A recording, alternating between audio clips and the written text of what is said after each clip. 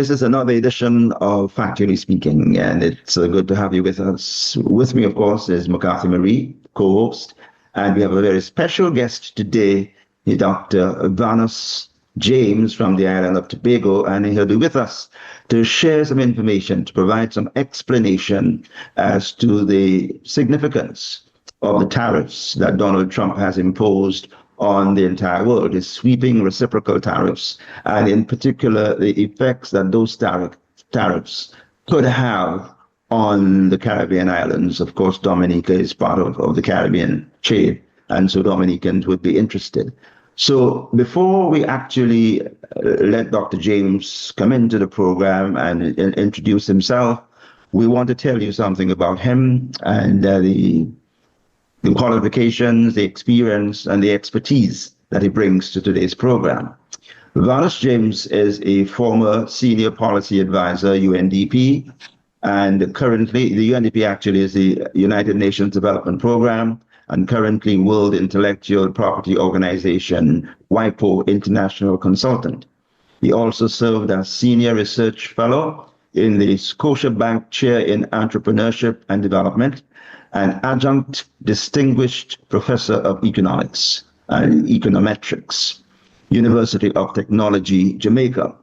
In addition to the many articles in referred journals and books, Dr. James is the author of 3 WIPO reports measuring the contribution of copyright-based industries to Jamaica, Trinidad and Tobago, and the OECS, as well as the author of the UNICLAC manual, the design and conduct of public expenditure reviews in Caribbean countries.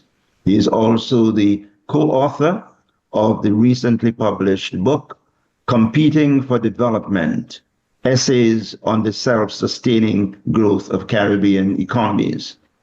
The central thesis of all of his published books or his works is that the main development problem of Caribbean countries is that the domestic capital sector is too small. His PhD in economics is from the New School University in New York, and his postdoctoral studies in mathematics and applied mathematics were done at Auburn University, Alabama, and Hofstra University in New York. So we've given you quite a bit to chew, about Dr. Vanus James, and you can understand why we chose to have him on this program. And so with that, I would like to welcome Dr. James to the program. Thank you very much, Tim. I spend a lot of time studying the Caribbean economies, including Dominica, for the same UN agencies. So I think I can share some insight with you and Mac on the matter that you're raising of Donald Trump's tariffs. So we can get started. Thank you. We're happy to have you with us. And of course, I want to inform all viewers that Dr. James is with us via Zoom, and you are in Tobago right now, right? I am in Tobago. Right? Okay, so he's with us via Zoom from Tobago. And of course, McCarthy Marie is with us, as well. Now, Dr. James, we have been hearing a lot about the Trump, reciprocal tariff, arrangement, sweeping tariffs. He began with imposing individual tariffs, on automobiles and so on. He had this exchange with Canada in terms of the imposition of tariffs, specifically in Canada. Then he did this sweeping reciprocal measure that covered all 180 countries, I believe, all over the world. A 10% tariff on all of those countries, 20% on the EU. So many things. There were so many things happening that it's a little difficult for me to retain all of, what happened with Trump and the speed and the various changes that he was making along the way. But essentially, it's come down to the point now where almost every country in the world, right, is being taxed, or tariffs have been imposed on almost every country in the world. But of more significance and importance to us is the fact that the Caribbean has been included, many Caribbean countries, in the 10% tariff which formed a part of the reciprocal tariff policy that he implemented. We want to focus on the Caribbean and what the effects of those tariffs are likely to be on our Caribbean countries. But before we do that, as an economist, give us your perspective on this tariff, I don't think, a war, so to speak. Thank you, Matt, by Donald Trump. I mean, what is your take on it as an economist? Well, in general, it is bad policy. It's bad economic policy. It has a reputation we've understood for a long time as a major cause of the Great Depression, 1929 to 36. And in a sense, a big underlying factor behind the Second World War. So as a general rule, tariffs are not necessarily good policies for any country. Now, in the context of the US, what the Trump tariffs will do is what all tariffs do for any economy, and that's to raise costs. Imports, you see, Tim, are inputs into production, and that includes imports of food, because food is used as an input into the reproduction of workers. And so if you put tariffs on capital inputs, as in the case of America, where they put in tariffs on cars and vehicles, trucks, and so on, they put in tariffs on steel, put in aluminum, and so on. When they put tariffs on those things, what you're doing is raising the cost of capital inputs into the production of businesses in America, or raising the costs of food to households, which would then drive up the costs of labor in a context in America in which you have a tight labor market and policies being implemented by the very Trump to drive workers out of America. You're blocking immigration on the one hand, and you're driving graduate students out of the university system. So the consequence of all of that will be a tightening of the labor market that will raise wage costs, and the tariffs will directly raise other input costs.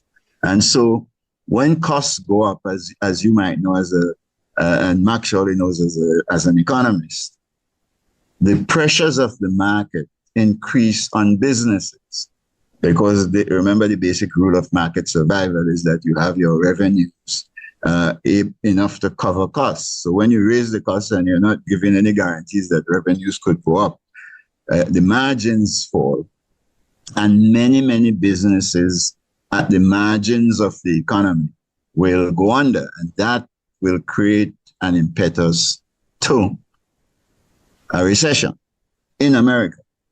The other thing not to forget in this context is when people see the prospects for a recession coming, what they will do is you see it in the stock market in America.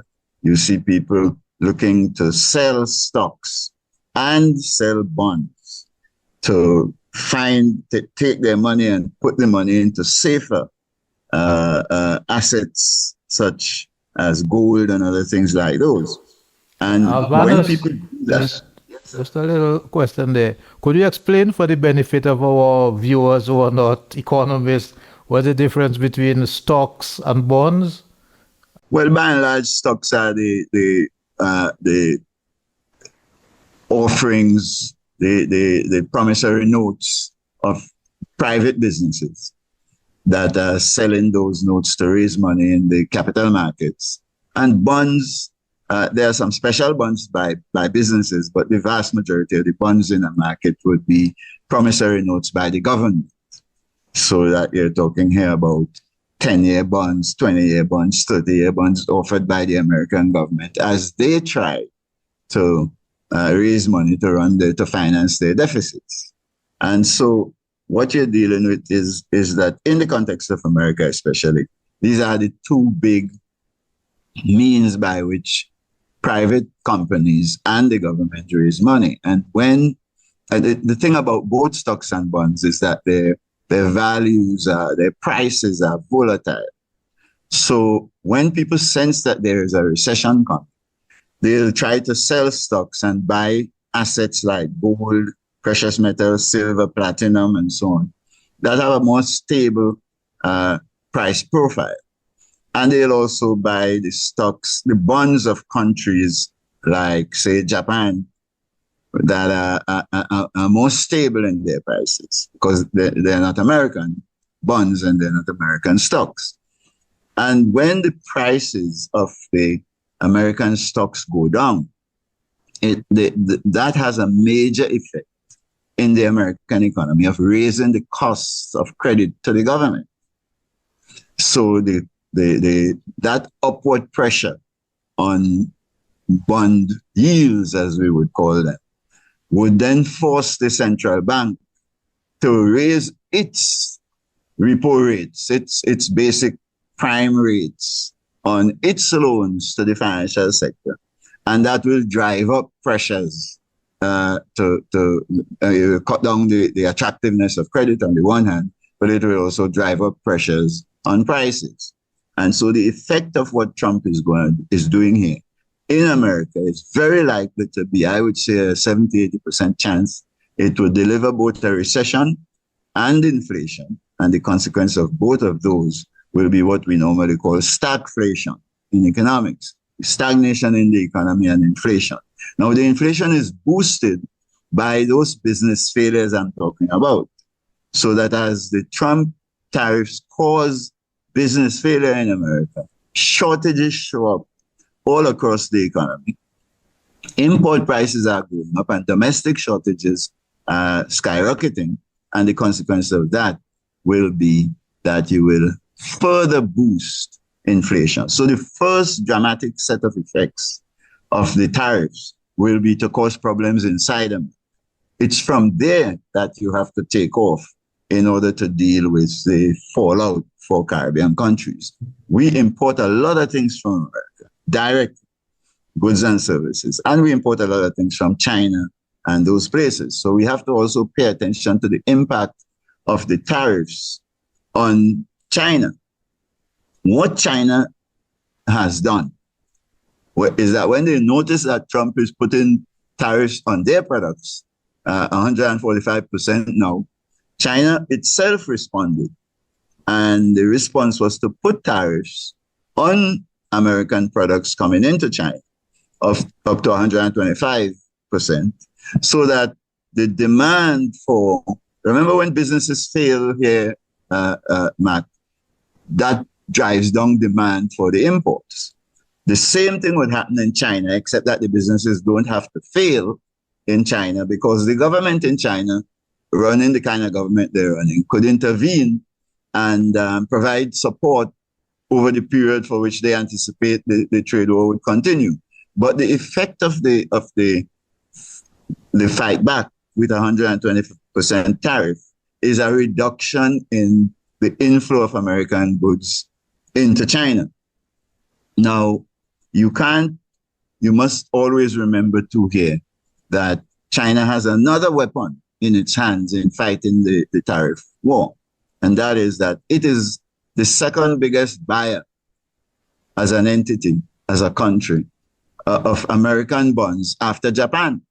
And so what it could do is sell those bonds and further drive up the yields on American bond offerings. That makes America find itself in an even greater pool of trouble because it now cannot borrow to cover the deficits that it would run into as a consequence of the recession.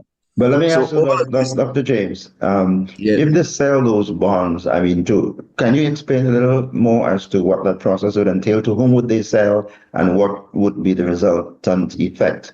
Well, there is a bond market. There is all of these bonds. There's a stock market where you buy and sell. There's a bond market where you buy and sell. And the people who normally would be buying would be big investors, pension funds and other sovereign wealth funds and so on, who are trying to take advantage of the fact that if the bond prices come down, it's cheaper to buy them, and they could hold them for a long period of time and allow for capital gains whenever the situation comes back to normal. So when they sell the bonds to those kinds of buyers, they push down the price. When they sell it, like any normal market, you expand the supply of the product. You have to cut the price in order to get people to take it all up. And that is the point I'm making about driving up the yield. The promise is now that if I buy at a lower price, on the face value that is in a price lower than the face value written on the bond, the yield on the bond will go up. So the bond might be $100 bond that you're selling for $70.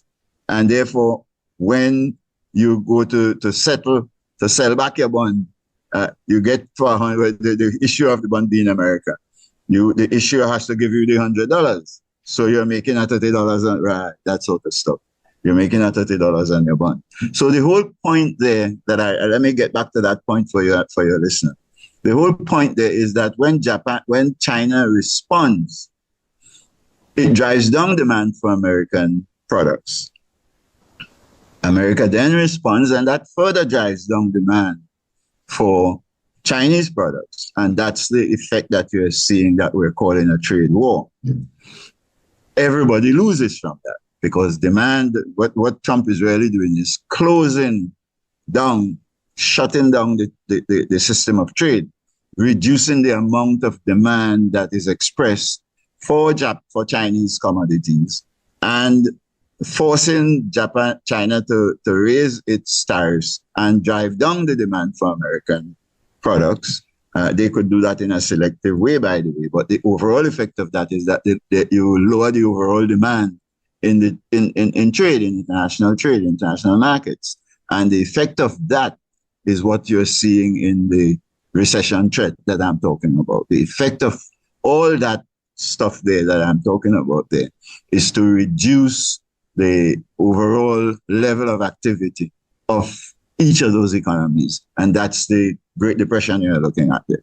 As you're quite aware, Dr. James, I'm not an economist, and therefore the questions I'm going to ask you will sound very naive, maybe sometimes unsimple from a layman's perspective. No problem. But I'm going to ask you another question before letting Mark weigh in on the same aspect of the discussion, and that is Trump has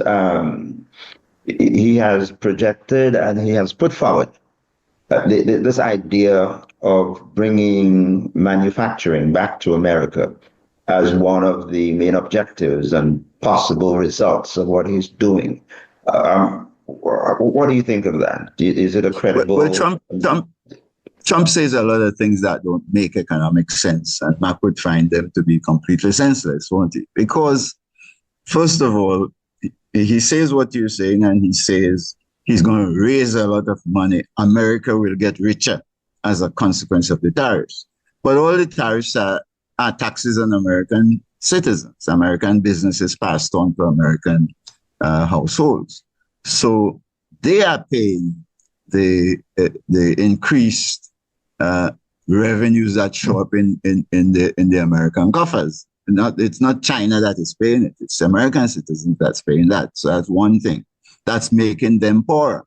Secondly, the idea that tariffs will cause manufacturers and manufacturing activity to head back to America is itself a fundamentally foolhardy idea. There is a reason manufacturing activity left America in the first place, and that is that the wage competitiveness of Southeast Asia, China, Vietnam, the Philippines, to some extent India, and so on, these large population centers in the world are centers of what our former teacher Arthur Lewis would call surplus labor. And labor is very cheap in those economies. And it's that cheap labor advantage that China and Southeast Asia, the Asian tigers and so on, took advantage of to produce manufactured goods much cheaper than you could produce them in America. Now, that situation basically still holds today. And if a company is going to leave Southeast Asia and China and head to America, in the melee that Trump is creating up there, what that would mean is that the company is saying, I can compete in America and in the global markets. I can compete with manufacturers to sell in the global market at my higher wage costs. I'm driving out high skills from America with my immigration policies. I'm preventing immigrants from coming in on a large scale to push down the wage rate in America, or at least to hold it down. Yet, I expect that when manufacturing companies come into America, they could produce goods more competitively than Southeast Asia. That's utter nonsense. And that's a dream in Trump's mind that he holds because he has no understanding really of what he is doing. You cannot expect that any such phenomenon would occur anytime soon if it ever did occur. For it to occur, America would have to open up at the very borders Trump is closing and allow many, many millions of people from all over the world to head up into America to suppress the real wage of America. Now, I used to live in America, and I could tell you, as a professor in the university, I still had to live from paycheck to paycheck because the cost of living is so high. When you finish your mortgage, you pay your energy, and you buy food. After that, you can't save anything. And that's the cost of living in America. And that cost of living is going to go up rather than go down. So there will be no migration of manufacturing from the more competitive countries into America anytime soon.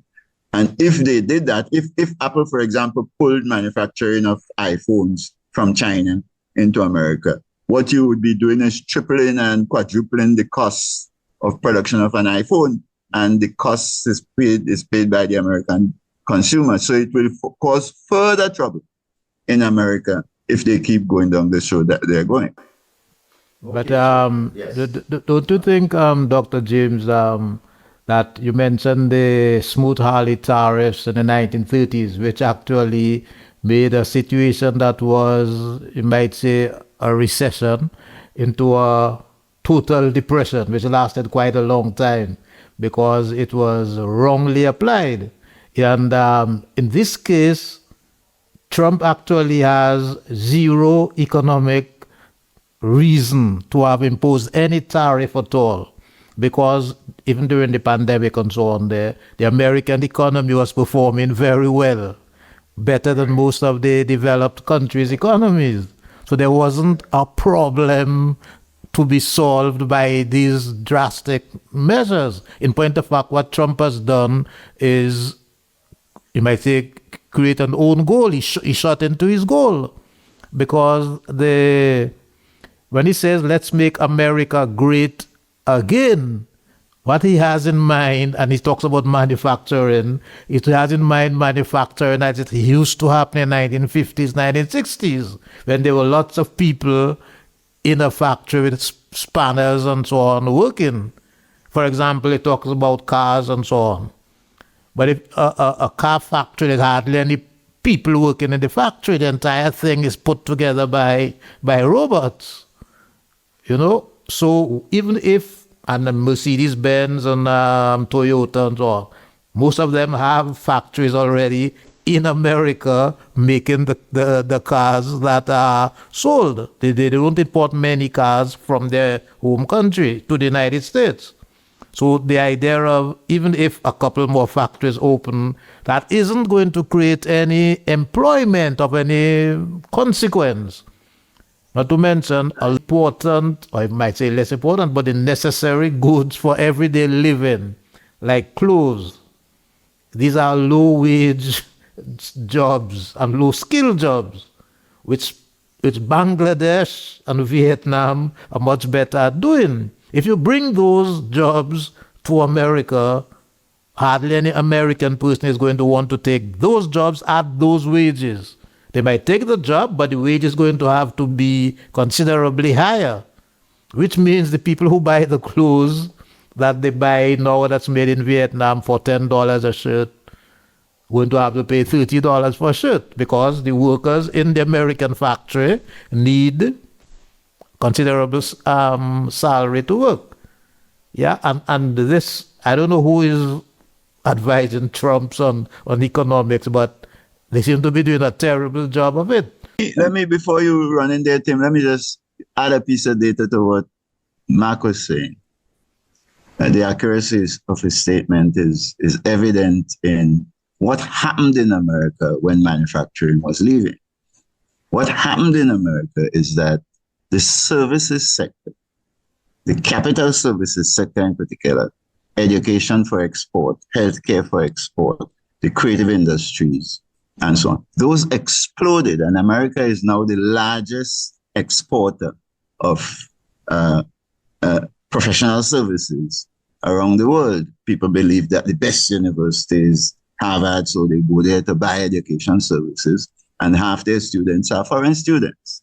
So that's what happened. And the jobs, capital services are high value added services.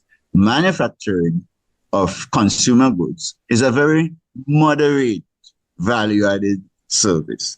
So workers in America are better off from the employment point of view, to supplement Mark's point, working in the service sector than in the manufacturing sector. So the question he is raising is correct. Where will you get the workers from who will be willing to give up their service sector jobs to go earn lower paid jobs in manufacturing, especially when you are blocking the rest of the world from coming into America? So this is a fool's paradise Trump is living in. The question I was going to ask in follow-up to what Mark said was, he doesn't know who's advising Trump. The question is, he does have some apparently qualified people, economists and so on around him. So why is it that they all come on TV or in the media and seem to wholeheartedly support and defend and more than defend, the apologists, so to speak, for what Trump is proposing? Why do you think this is happening with supposedly I think the politics, educated? Mm-hmm. The politics is clear there. Trump is a dictator, and if they say no, they'll be out of a job. They won't be able to run for office and so on. All of those guys who are congresspersons who left and went over to work for Trump, they won't be able to win a seat because Trump will attack them. Trump with Elon Musk at his side. So they don't have a political option to say no to Trump. If they choose to go in there, they go in as sycophants buying the ideology. And they therefore have to say irrational things, even if they really don't believe it. And even if it is putting their country at risk.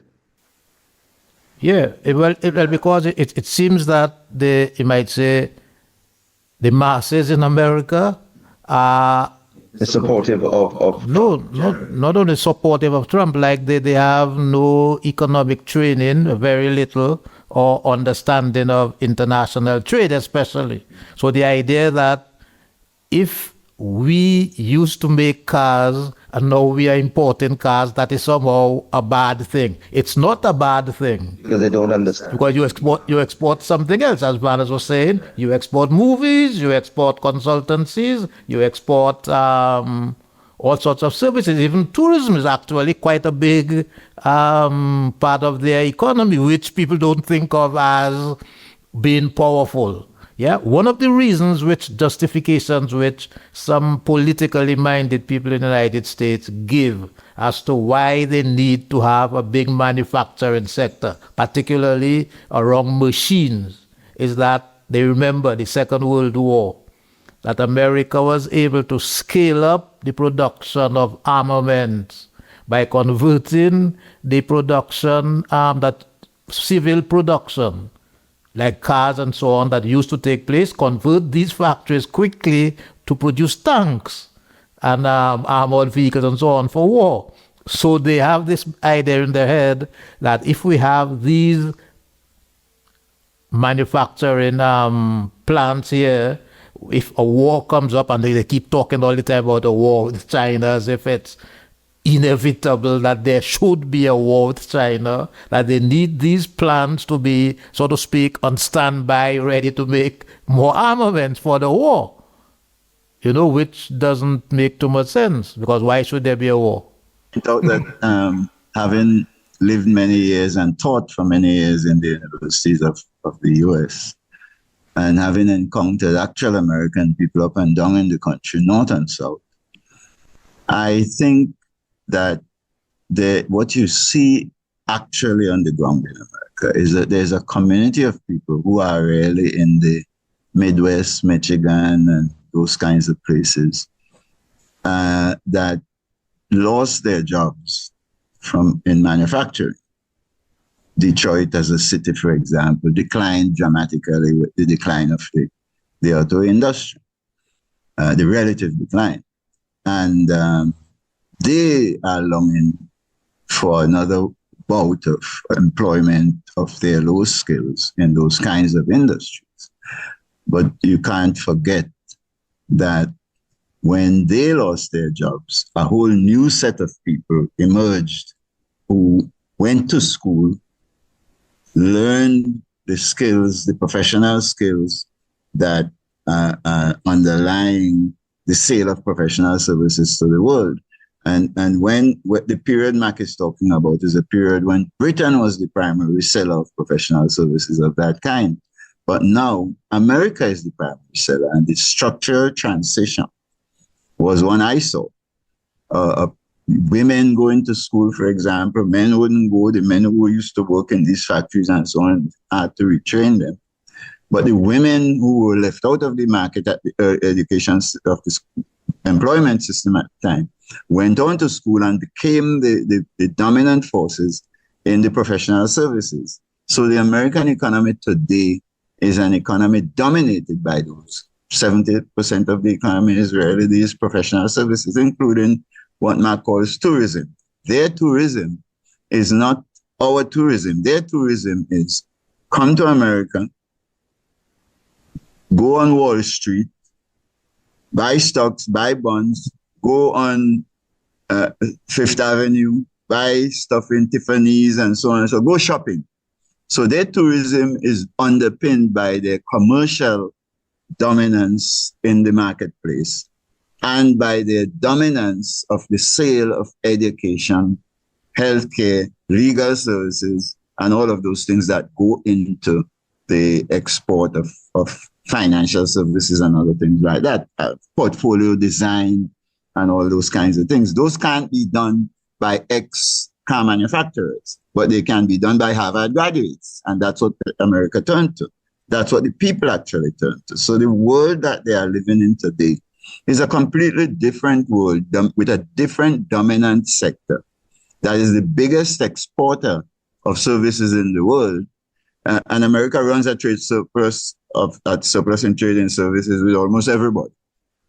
So the point of all of that is what Trump is really doing is looking at trade deficits with a single blinkered eye, the eye that just looks at the overall trade in goods and services for the deficits, ignoring the fact that they dominate the trade in services.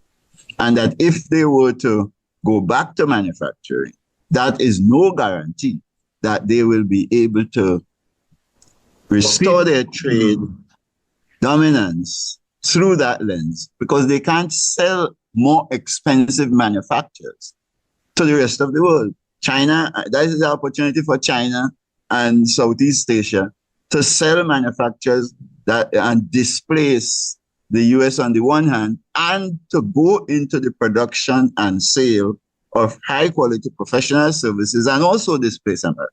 So they're just looking for economic trouble.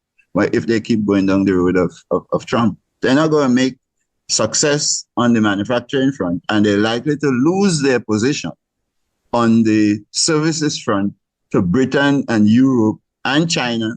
I just on Saturday, I was talking to a Chinese economist in my house, came to visit me. And he was making the observation that while China has not yet gone in a big way into the sale of professional services, they're thinking about it and they're heading down. Yeah. Right. Gentlemen. Can I give you one last piece of data there? Certainly. Yes. And that is that if you look at in Southeast Asia, you see clues to that. If you look at the Philippines economy, which I am currently studying for WIPO, the Philippines used professional services as their main driver of development. And it's yielding them a lot of success. So that just tells you that the game of producing and selling professional services is well understood all over the world, in India, in the Southeast Asia, in China. And if the Americans are not careful, they'll just drive themselves out of that market with the crazy policies of Trump.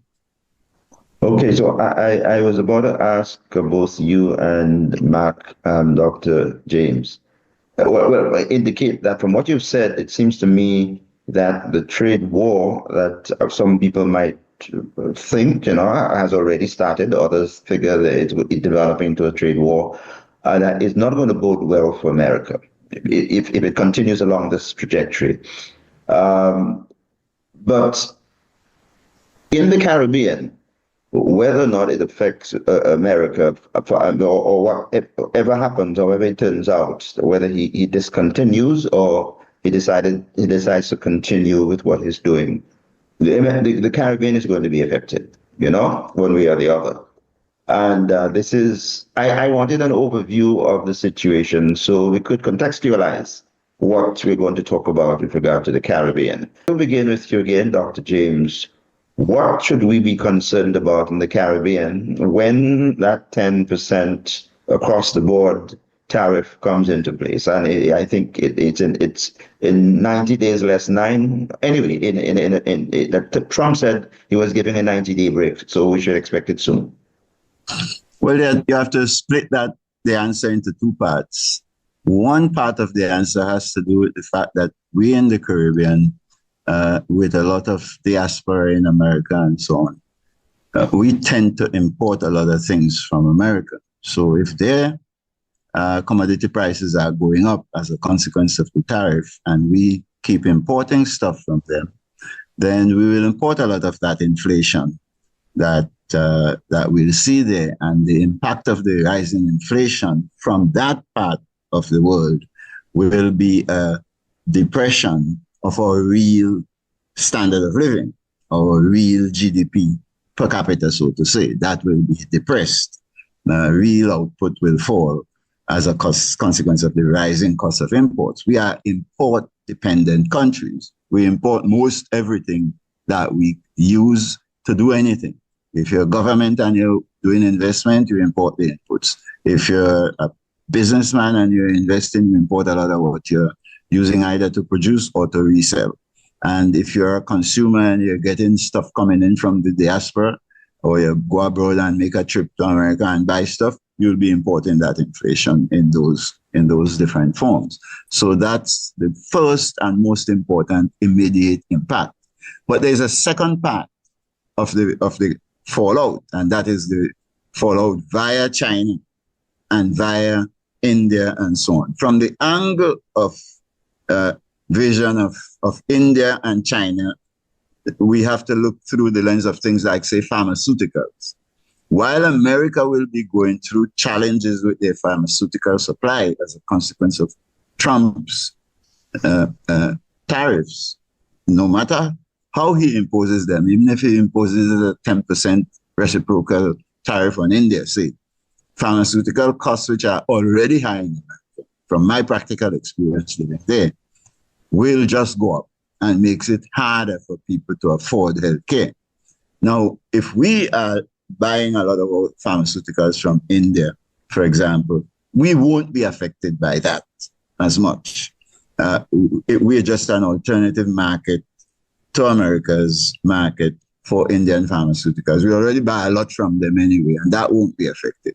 And we buy a lot of stuff like clothing and so on from America. We don't buy autos from China, sorry. We buy a lot of clothing, household implements, and so on from China. those won't be affected unless we think through the lens of the trade war.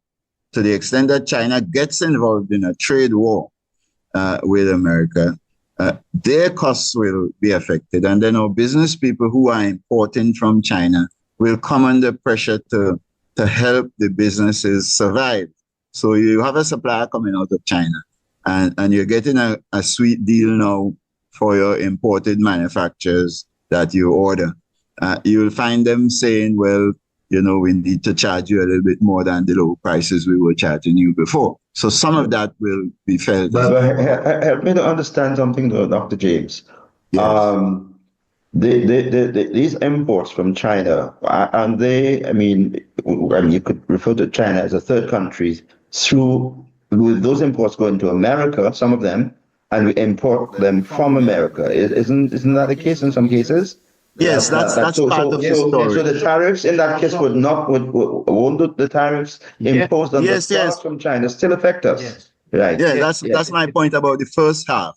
Right. The rising tariffs in America will send inflation back to us through the mechanism you're pointing to. They're importing from China, but we go there when we go to Walmart.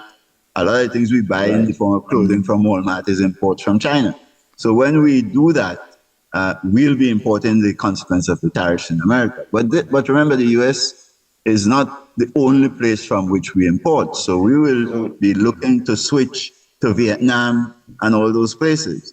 And our difficulty with the importing directly from the countries of manufacture is that because, as in Dominica's case in particular, because the volumes in which we buy different products are pretty small.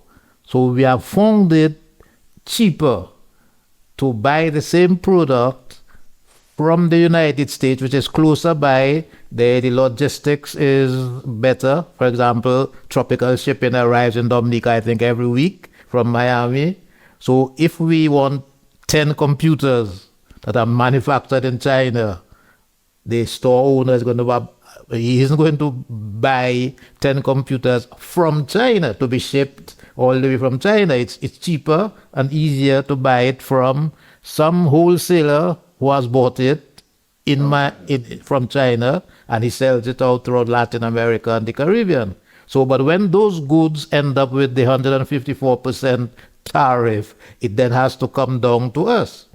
And there's a second impact which the tariffs that Mr. Trump is having there will have on us, which is to say, insofar as that triggers a recession in the United States with stagflation, okay, employment is going down, prices are going up. There's a considerable amount of flow of funds coming from our cousins and so on who are in the United States, right? Remittances, right? Insofar as they our people lose their jobs, they then have less opportunity to send us money. Insofar as they have to as well to pay higher fees for costs of living, that also diminishes the amount of money they have to send gifts and or cash for their relatives home. So we are going to be suffering the negative consequences of Mr. Trump's rash action. Mark, hold the point on remittances. That's an important point for us to clarify. But I want to remind you that even though we buy small quantities from China, where if you observe the way the trade takes place, and Vietnam and those places, I actually know of actual businesses that are involved in that trade. What they do is they engage the Chinese manufacturers, knowing that we're operating in small markets, Trinidad and Tobago, Jamaica, and so on. They engage the Chinese suppliers on that basis. And what the Chinese supplier would practically do is send you a year's supply, right? As part of a bulk shipment of many things into the region. So whereas if you are in America, you're buying shirts from Japan, one one tank, one shipload. One container ship will bring all the shirts, be full of shirts, and that's it. That's not the way they trade with us. So there is some room to suggest that the fallout of the tariffs in America won't exactly be still that we will simply go there and buy. That will be part of it, and I agree with you on that. But there will be part of the trade that we actually see going on that will not be as much damaged by Trump's tariffs, because the Chinese businesses are looking for customers elsewhere in the world, and they are accustomed to engaging with us. And so the pressure, the upward pressures that we'll come up against, some of it, but it won't be so extreme as you would see in the American case. So we still will buy some inflation from China, but it will be moderated because of the fact that we have a special way we engage with China, given our small size. Other than that, I agree entirely with what you're saying there. So would you think it would be a good idea that at the CARICOM level, that the government put a plan together to deal with the trade situation the way you were discussing there, that to make it an explicit policy, that especially for the smaller islands who are here, to be able to buy directly from the manufacturers in China at fairly large quantities and then have it distributed to each country? Pretty much the way that they import pharmaceuticals? No. Goods in general. For example, we need 100 computers in Dominica, they need 15 in Russia. But I'm saying, isn't there something in place already for drugs, for importation of pharmaceuticals? Yeah, there is something in place for the concept. Yeah. That's the thing. The drugs on drugs. Like India for sure is by far the largest manufacturer of drugs, but India specializes in generic medicines. Yes, and they also produce, importantly, a lot of the China and India, a lot of the precursor chemicals that are used in the United States itself for producing patented medicines. So if those precursor chemicals, there's the 145% tax on it, which is what Dr. James was saying, the price of pharmaceuticals made in America are going to go up. And insofar as these medicines are still under patent, which means the generic manufacturers, even in the United States, can't manufacture them, the price is going to be sky high for those medicines. Well, they already import most of their pharmaceuticals in. They don't produce a lot of the actual pharmaceuticals they use in America. They import a lot of it from India as generics, because the original business community in the Caribbean are already doing a lot of consolidation of the kind you asked about. They don't need the governments to intervene in the business. I know actual businesses who I consult for, who actually deal with China, and they sell across the Caribbean space. And all that the American move is doing is going to create conditions under which that trade will strengthen, because China is giving incentives to people, to many of the actual businesses I have. The businesses are tolerant. They give you plenty room, 6 months to pay your bills, all that sort of stuff I see actually happening. So that will continue and will become a stronger channel for Chinese. Right. Indeed, there was a story that said that China was considering setting up a hub, a center for distributing their products around the Caribbean. In point of fact, yes, that's so what Dr. James is saying there is indeed one of these ways that we can, if you like, not be impacted totally by the tariffs that Mr. Trump is setting up, that we get the goods directly from the source of manufacture, avoiding the United States. But outside of CARICOM, which is government, influence, is there any, say, organization in the region that can coordinate this sort of thing? You said there's some businesses already doing that, but but it is how can it be coordinated at a regional level? At the government level, On a I don't regional know. I don't know any institution that is practically in place now to do it, and I'm not sure it's needed. I think the businessmen that I know actually involved in the trade are pretty clever. They hold a lot of bonding warehouses and they fill them up with space, and then they are selling into the region. So they're not just sitting there waiting on any government to do anything for them.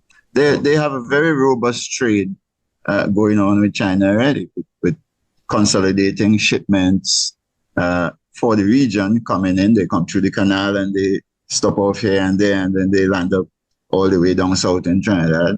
Some of them will stop off in St. Lucia on the way down, and so on. So there's some flexibility. People will think through solutions once they encounter what Trump is doing. There's another part of Mr. Trump's trade war against China that is going to impact us.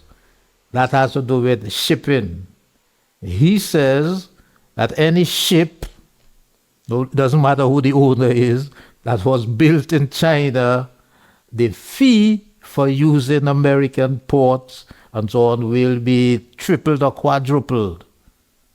Yes, which means these cruise ships, they could be manufactured anywhere, they could be owned by anybody, but if it wasn't built in America or a country of which he approves, in particular, he doesn't approve of the shipbuilding business in China. So he's thinking of putting the special excessive fees on their use of American ports will in some way damage the shipbuilding business in China. However, for us who are involved in tourism, that means that the cruise ship that's built in China that goes to pick up passengers from Puerto Rico and or the Virgin Islands to make their way down to the Caribbean, their fees are going to be higher, which means they're going to raise the prices of the cruises, which will, of course, normally will end up reducing the number of people who go on these cruises that have to start or end in an American port, which is an old-time mercantilist. Go ahead, Dr. James, yes. May I weigh in on that? Because I think we shouldn't lose sight of the fact that when the Americans impose higher fees for the use of their ports by anybody, whether their ships or any other ships, if it's Chinese ships, whatever the case might be, as long as those ships are operating out of the port by American businesses, the owners of these cruise ships and these cruise shipping enterprises that roam the Caribbean, which is the world's biggest cruise shipping destination, yes. But the owners of those enterprises are basically Americans, and they are going to be paying those port fees to start with. So we shouldn't lose sight of that. That is no different to the tariff effect, first of all. That is going to, indeed, like you're saying, that's going to have a negative effect on the demand for cruises, because they're going to have to raise cruise prices to come into the region. But there is the reason I wanted to intervene here, Mac, is to draw your attention to something I see studying the Caribbean data, including the Bahamas, which is our biggest center, St. Kitts Nevis, which is a fascinating case in the Caribbean. These Caribbean economies are not sitting idle watching what's going on with season and sand tourism. They're pivoting. The Bahamas pivoted about 20 years ago away from the dominant impact of the 15 million tourists per year on their economy into financial services, export of professional services. That's legal services, accounting services, portfolio building services, and so on. And the impact of that has been to drive development in the the Bahamas, so that the Bahamas economy today actually generates both growth and development from their strategy. Now, if you look in Dominica, what you see from the evidence is that you are generating growth without development. But the reason for that is that you have not yet pivoted. Remember, you started with Rush University and so on, and you lost that, and that whole impetus was lost. So the impact of the St. Kitts strategy has been lost in Dominica, but St. Kitts made hay out of it, and they are also generating growth with development.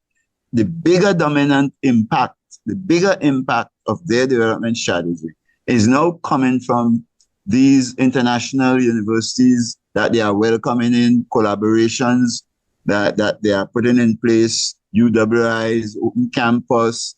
They have about 3 international university consortia dealing there. And all of those are open to them to build further collaborations with American universities when you notice that what the Americans are doing is making foreign students unwelcome in America. So I think what this is going to give you is a threat on the one hand to your season and sand, but incentive on the other hand to continue to pivot away from reliance on guests coming through cruise ships and going to the beach. And instead you do what St. Kitts is doing. When you go to St. Kitts, as you saw with Rush University, you spend the whole year and you spend money whole year. All of us have this phenomenon, except Trinidad and Tobago and I think SDG. They have this phenomenon of the citizen by investment. And there are ways to pivot from anchor from that, but do other creative things to attract foreign entrepreneurs, to develop startups, in other words, turn our islands into business accelerators and incubators for startup operations. Those kinds of things are like what Malta is doing. That will also work.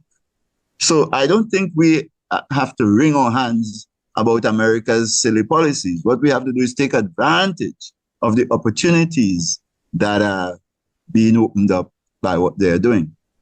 Don't forget, we should come back to the remittances point, but there is an important angle to that.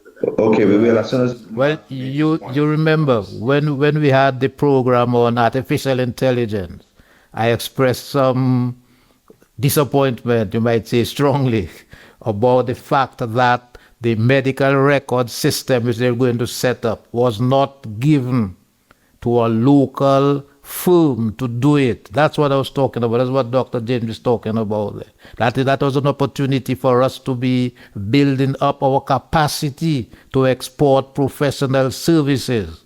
Yes, and the sums of money that were being paid were pretty large.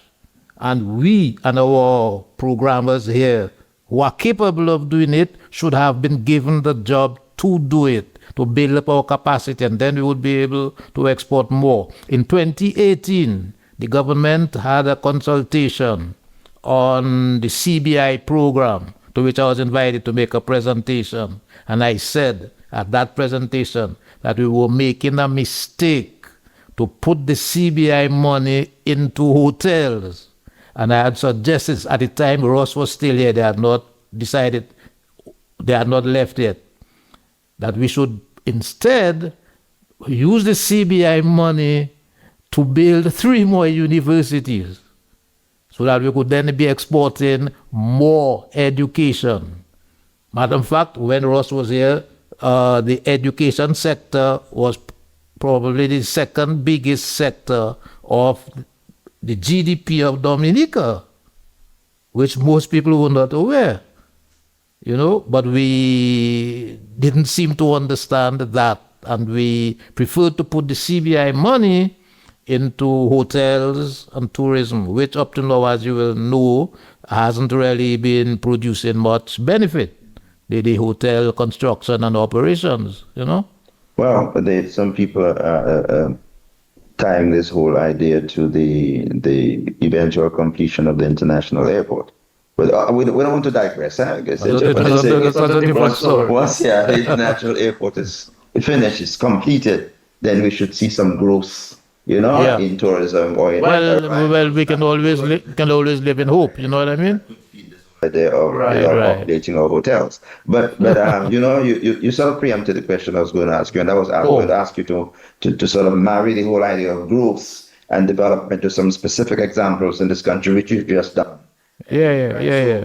So let's Because here's the other thing is that which Mr. Trump seems to have been not been paying attention to, is that technology changes, and the rate at which technology changes and your ability to adapt to them and or to be the one who is doing the innovation is what will determine your standard of living going forward, not to try to go back to what it used to be. Because what it used to be, it's gone. The reason it's no longer that way is because the society has found it to be not further useful.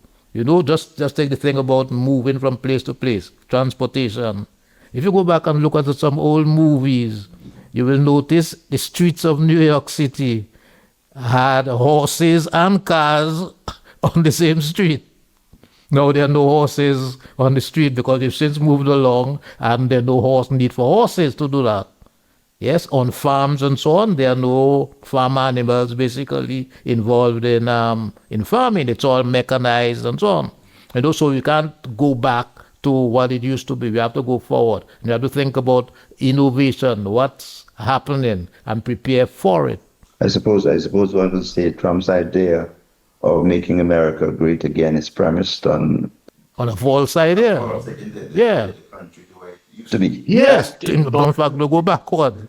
But Dr. James, let us get back to remittances because this is an area that you wanted to elaborate on, which Mark raised earlier on. Yes, I think there is an important insight the Caribbean societies need to grab from the way Trump is doing his combination of tariffs and immigration management, because both are happening and both are affecting the Caribbean.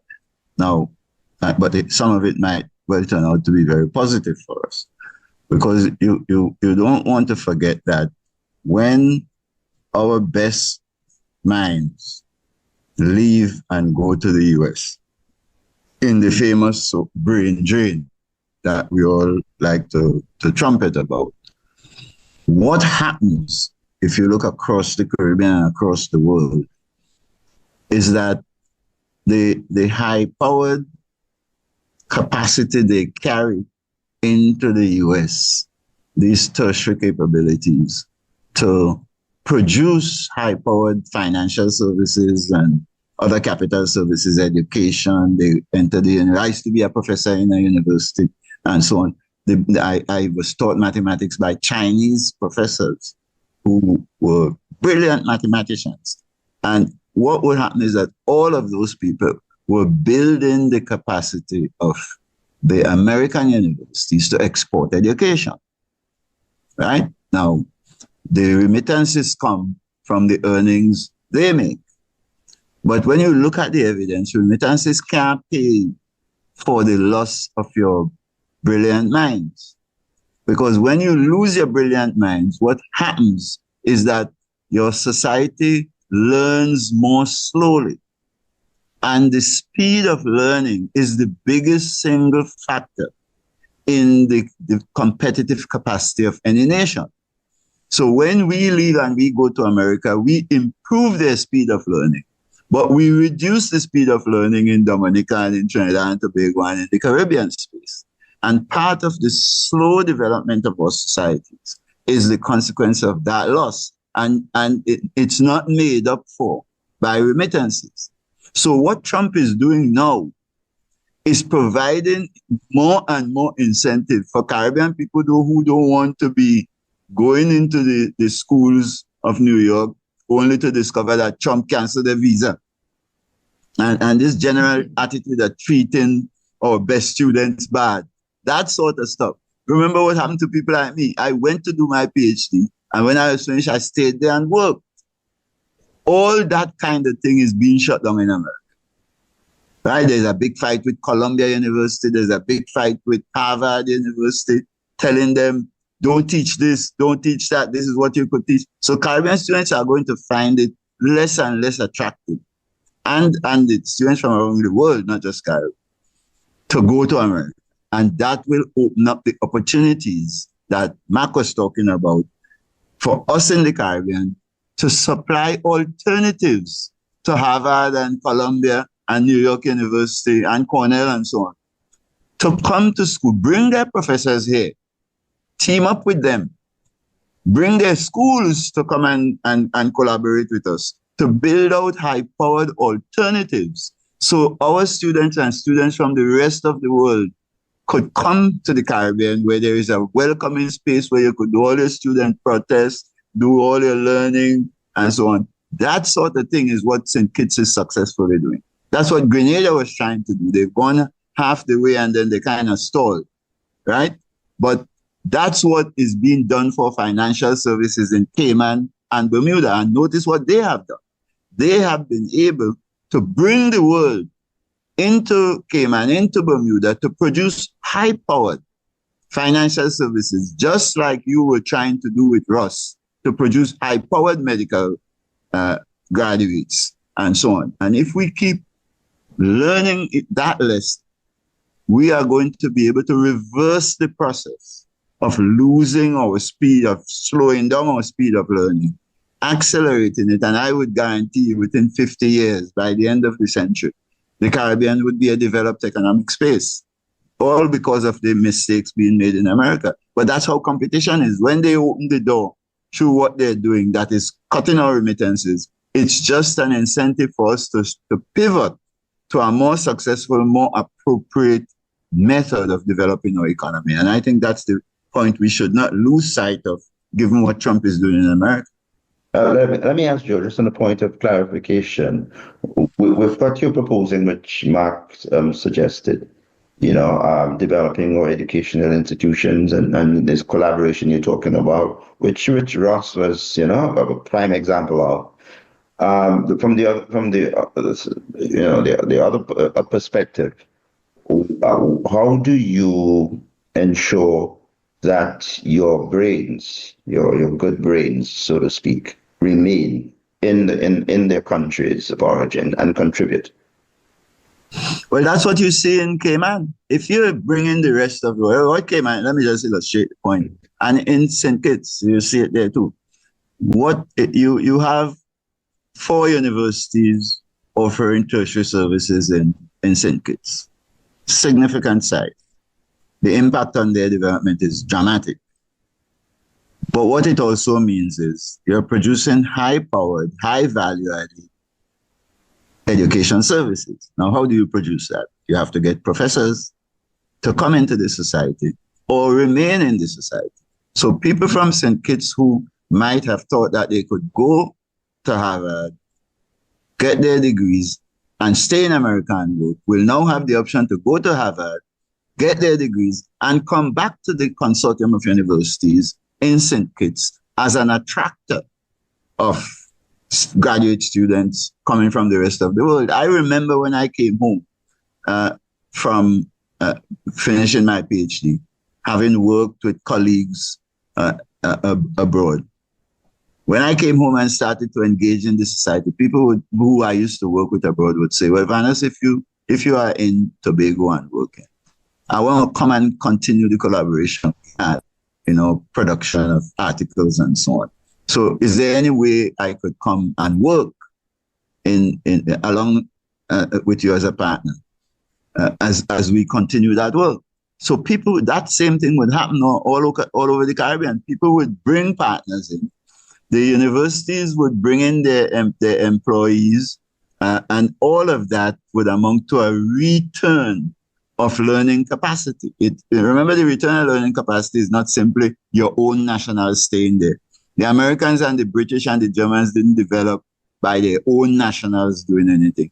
The American university, as I told you, when I went to do my master's degree in applied maths, I was taught mathematics by Chinese professors. So it's not your own people that cause development, in the sense of the native people. It's your native people and other people allowing for the broad mix of talents and the growth of the overall pool of knowledge and skills and learning capacities that you are building up. You never develop on the basis of the local talent. You always develop with foreign investment, foreign skills, foreign knowledge inflows, and so on. Learning, human development is a social mixing process. China discovered that. You see how China developed. China got the whole of America to come to China to set up businesses. Apple is there, this is there, that is there, NVIDIA, all of them, they go there, and Japan was the first to illustrate the model, no? MITI did that and attracted everybody to come and participate there, and that is what gave us a lot of these modern management theories out of those experiences. So we learn from collaboration with one another across the globe, and we bring them into the local spaces to get the biggest development impact. And the Caribbean understands that and is understanding that increasingly. That is what Cayman used to produce global quality financial services. That's what Bermuda used. That's what the Bahamas is using. And that's exactly what St. Kitts Nevis is successfully using in education. And we in the region need to learn that lesson. Russ was one of the early ones, and we lost our way there, but we don't have to continue to lose our way. And there are other things we could do besides that. Hey, Mark, anything to add to that? No? No, that's what I've been saying all the time. I mean, Dr. James and I have been talking about listening there for many years, you know.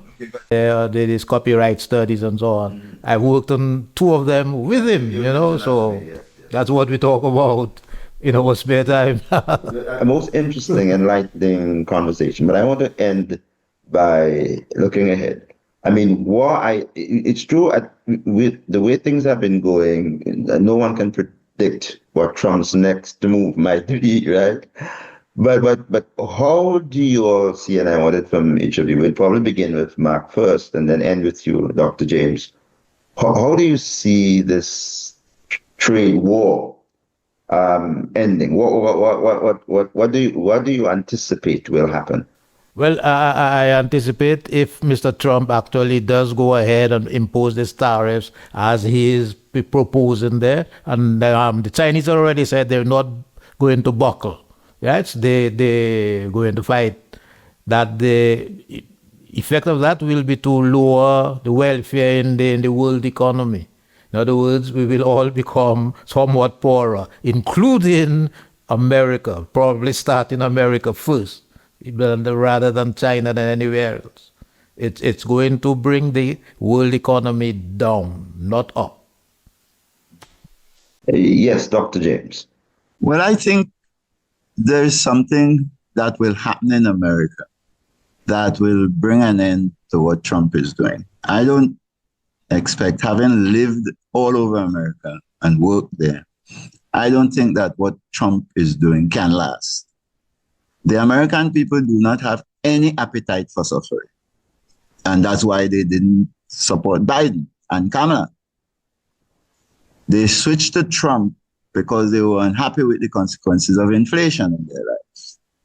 And that's a real thing, you know, on the ground. What it means for Trump is that he would lose the midterm elections and become a lame duck president who cannot implement any more of these policies. That's the first thing I think will happen in America. You already see the polls showing you that 80-something% of Americans don't agree with what Trump is doing with the tariffs and so on. And as soon as bond prices start to go up and overall inflation takes off, they're going to turn against Trump. So he will become a lame duck president in their midterm elections next year. And once the Democrats are in power, what will happen is that will shut down the Republican tolerance for Trump's successes. Democrats will have to rein in Trump, and the power of the law is behind them to do that. And in any case, the congressional power to make law, to limit the excesses of the president, will also be deployed. So that's the first thing I think you have to bear in mind. But I think the most important thing for us is that we will have to learn, and are learning, the lessons already from the evidence I see studying the Caribbean, that we can't trust our development to the goodwill of Americans. We have to do what St. Kitts is doing, what St. George's started and slowed down on, do what Cayman is doing, and pivot to the sale of the high-powered capital services to the world. And if we do that, we're going to be in good shape no matter what happens to Trump and his tariffs. So that's where I see the fundamental pathway to the future. And I think the governments in the region will ultimately have to bow to that data. You in Dominica will find out that your best way to use your CBI is to develop some of the programming that we are working out for the OECS with the UN. And when those programs are brought to the governments, they will see room to do more and more of what St. Kitts is doing as an excellent example. It doesn't all have to be in education. Some of it could be in the creative industries to which we have paid lip service for a long time, but you in Dominica have demonstrated great potential. We just haven't used the extended part of the industry very well in terms of documentaries that like what you're doing and film and video games and all of those things Mac was mentioned. We have to pivot to those kinds of high value added activities, and we know how to do it. And so I think that's where Caribbean people will go. That's where Caribbean people will drive their governments to go. And ultimately, that's our pathway to the future. So I don't care too much about Trump's pathway to the future. Mm-hmm. I think we in the Caribbean are not fools. We're going to learn the lesson of the opportunities and head down the right road, doubling down on what St. Kitts has demonstrated can work.